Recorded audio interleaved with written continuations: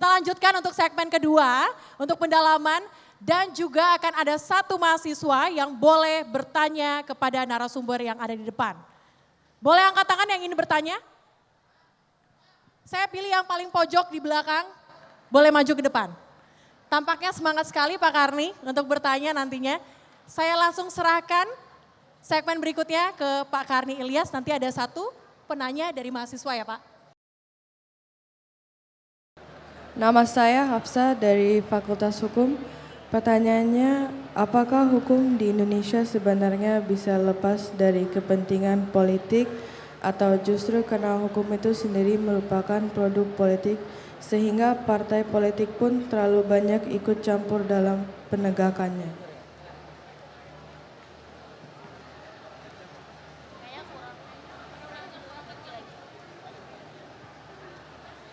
Baik, perkenalkan nama saya Faiz dari Fakultas Hukum. Jawab berdiri.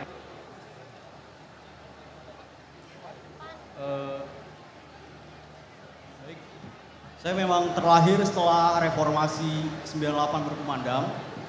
Namun saya berhak marah ketika amanat reformasi dihianati oleh sang maha oligarki.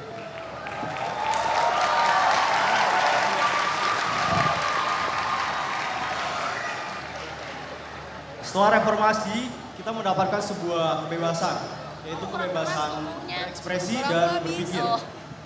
Namun, kita melihat saat ini kebebasan itu seringkali dibatasi. Banyak kriminalisasi terhadap masyarakat, banyak pembungkaman, dan banyak intimidasi terhadap aktivis dan orang-orang yang kritis. Jadi pertanyaan saya,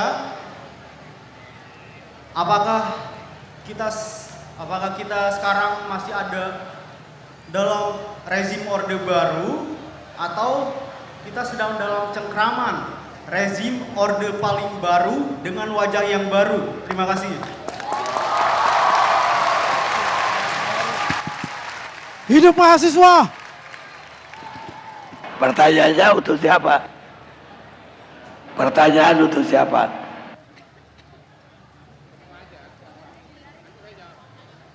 Untuk Pak Kodari.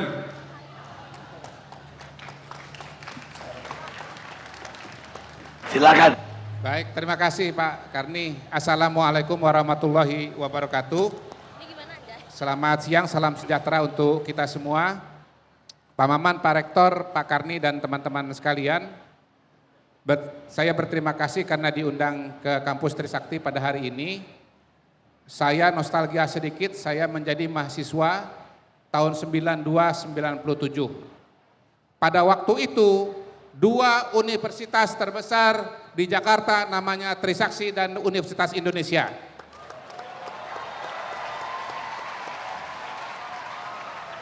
Dan pada hari ini saya menjadi saksi bahwa Usakti masih kampus terbesar di Jakarta.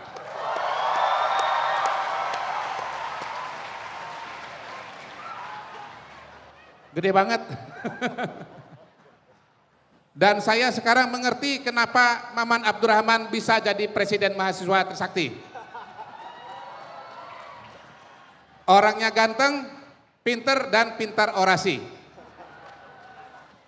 Kayaknya semua mahasiswa Trisakti seperti Maman Abdurrahman. Mudah-mudahan Maman Abdurrahman gak lama lagi jadi ketua Golkar.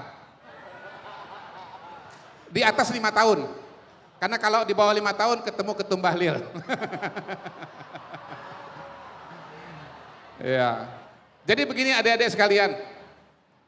Waktu saya jadi mahasiswa, nggak jauh jaraknya dengan Pak Usman, kemudian dengan Pak Maman. Masa itu adalah masa Orde Baru. Sangat berbeda dengan masa sekarang ini.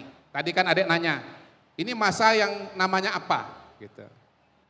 Pada masa itu, untuk membedakan dengan masa sekarang, rasanya tidak mungkin ada acara seperti ALC diselenggarakan di kampus. Tidak mungkin. Ya. Tapi sekarang acaranya terbuka, diikuti oleh semua mahasiswa, didukung oleh rektor, didukung oleh Sivitas Akademika, pembantu rektornya, wakil rektornya ikut bicara, dosennya ikut bicara, dan yang penting mengundang Usman Hamid di tempat ini. Iya.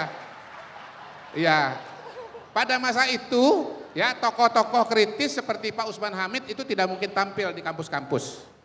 Jadi saya bisa katakan bahwa masa sekarang ini adalah masa demokrasi karena suasananya sangat berbeda dengan di masa lalu pada masa itu.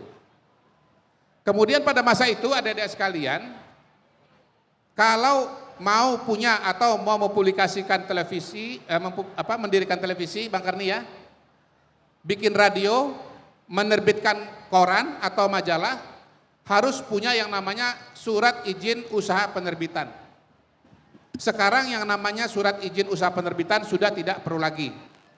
Jadi setiap kita bebas mau mendirikan TV, mendirikan radio, bikin koran, bikin majalah, sudah bebas. Ya. Dan bahkan pada hari ini dengan keberadaan media sosial, maka setiap orang bebas berbicara. Dalam bentuk yang paling nyata, bebas bikin akun YouTube, bikin podcast, ya. Semua orang bisa menjadi media. Setiap orang bisa punya media masanya sendiri. Termasuk setiap teman-teman yang ada di ruangan ini, ya. Isi ruangan ini ada berapa Pak Rektor? 3.000, ya.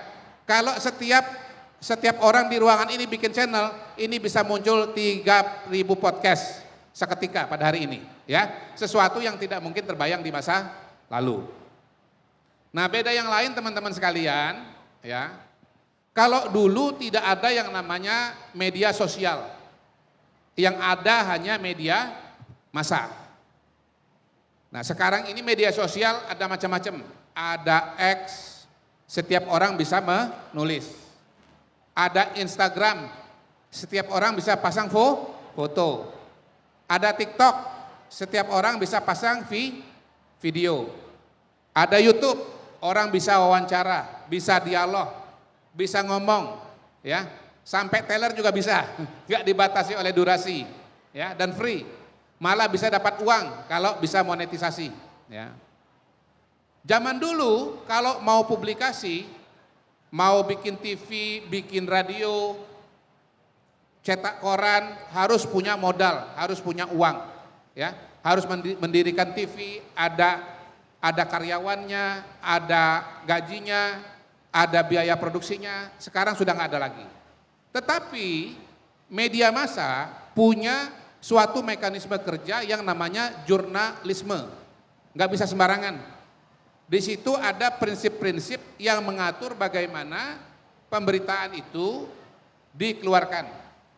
Ada 5W 1H, ya. Di sini ada jurusan jurnalistik nggak Pak Yoska? Nggak ada ya? Ada? Nggak ada. Jadi berita itu baru bisa dikeluarkan kalau jelas 5W 1H, ya. Who, what, when, where, how, begitu. Nah, semua itu kemudian diverifikasi lagi oleh tim yang namanya editor. Kalau beritanya bohong-bohongan, ya, peristiwanya tidak terjadi, maka akan dianulir oleh editor. Nah, sekarang kalau bicara media sosial, itu nggak ada mekanisme 5W 1H. Setiap orang adalah jurnalis, setiap orang adalah editor. Jurnalisnya ingat, editornya lupa.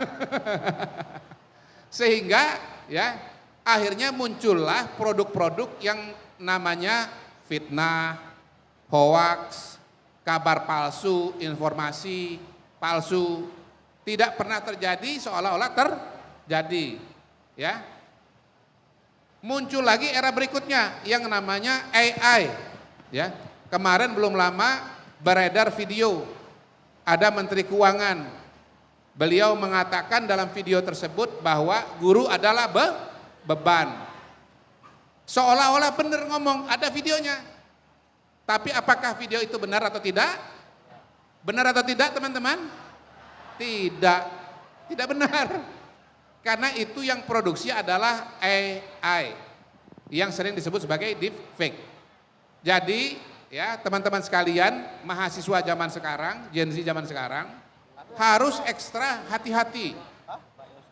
Zaman dulu ya suatu berita bisa jadi perspektifnya pro atau kontra. Tapi peristiwanya pasti terjadi. Karena mekanisme jurnalistik 5W1H. Tapi kalau sekarang, jangankan pro kontra, beritanya belum tentu benar terjadi. Gitu. Jadi kita harus hati-hati sekali dalam membaca sekaligus menyebarkan media. Tolong dicek and recheck apakah betul berita itu terjadi. Kalau tidak betul, jangan disebarkan. Karena itu merupakan kebohongan. Jadi itulah bedanya zaman Pak Maman, zaman Pak Usman, dan zaman saya dulu dengan zaman adik-adik sekarang ini. Kalau dulu, kalau kita bicara media massa, ya ada penanggung jawabnya, ada alamatnya, insya Allah beritanya benar. Ya. Tetapi kalau sekarang, jangankan alamatnya, orangnya pun kita nggak tahu. Akun ada macam-macam, ada akun asli, ada akun palsu. Lebih banyak akun asli atau akun palsu? Sekarang jangan-jangan lebih banyak akun palsu, ya, karena sangat mudah untuk membuat akun, ya. Jadi kita yang hidup pada zaman sekarang ini harus hati-hati, tidak bisa sembarangan membaca, menerima, apalagi menyebarkan media, karena memang bisa jadi itu adalah bentuk-bentuk disinformasi atau hoax. Nah, yang jelas konstitusi kita menjamin mengenai kebebasan berpendapat atau menyampaikan informasi. Pasal 22E ayat 2 Pak ya, ayat 3, ada juga pasal 28F juga menyebut mengenai kebebasan menyampaikan informasi. Tapi teman-teman mengingatkan bahwa ada juga pasal 28J bahwa ya dalam menjalankan hak dan kebebasannya itu, Bang Karni, setiap orang wajib tunduk.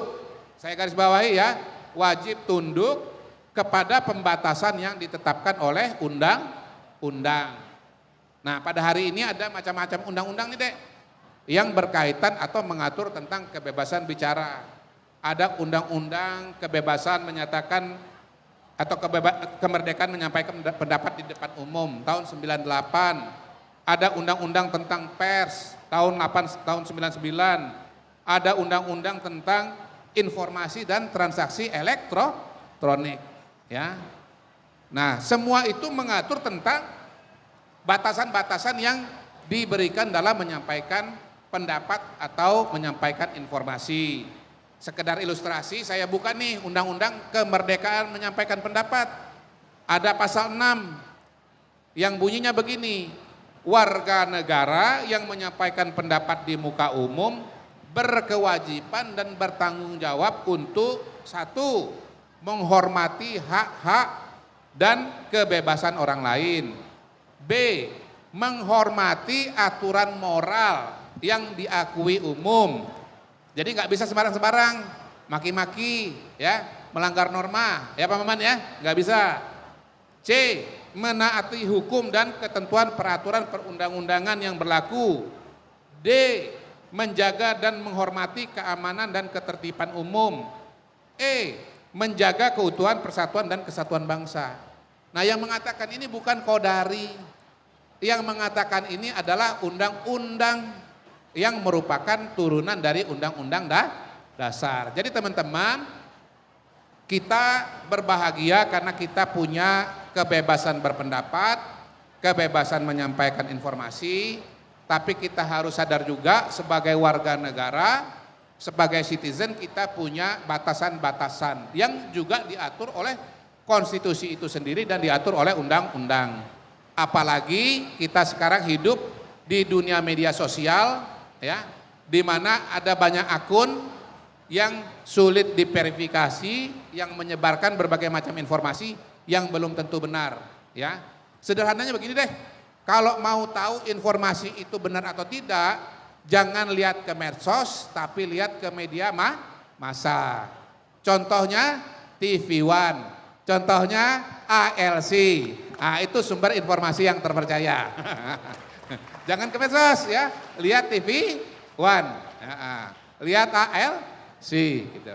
Terakhir Bang Karni, mengenai situasi dan kondisi kebebasan pada hari ini, karena saya ini backgroundnya orang survei, jadi harus mengutip V. Nih, survei Litbang Kompas yang dilakukan 4-10 Januari 2025 ya. Seluruh provinsi di Indonesia 1.000 responden ketika ditanya mengenai tingkat kepuasan ya untuk bidang politik dan keamanan sekitar 83,7%, 84% lah ya. Masyarakat merasa terjamin dalam kebebasan berpendapat. Jadi mayoritas masyarakat Indonesia merasa bebas dalam kebebasan berpendapat. Kemudian indikator politik Indonesia, survei juga pada bulan Januari, tanggalnya beda, tanggal 16-20, 75,8% puas dengan pelaksanaan dan praktik demokrasi di Indonesia. Ini pendapat masyarakat ya, bukan hanya mahasiswa, tapi seluruh lapisan masyarakat, karena ini survei nasional. Ketiga, mayoritas masyarakat Indonesia, 81%, menilai bahwa pemerintahan Prabowo Gibran memiliki hasil kerja yang baik dalam menangani kebebasan berbicara. Demikian laporan terakhir mengenai situasi kebebasan berbicara di Indonesia. Terima kasih. Wassalamualaikum warahmatullahi wabarakatuh. Terima kasih Bang Karni. Pertanyaan udah dijawab belum? Sudah, dengan angka-angka tadi sudah dijawab. Udah puas deh.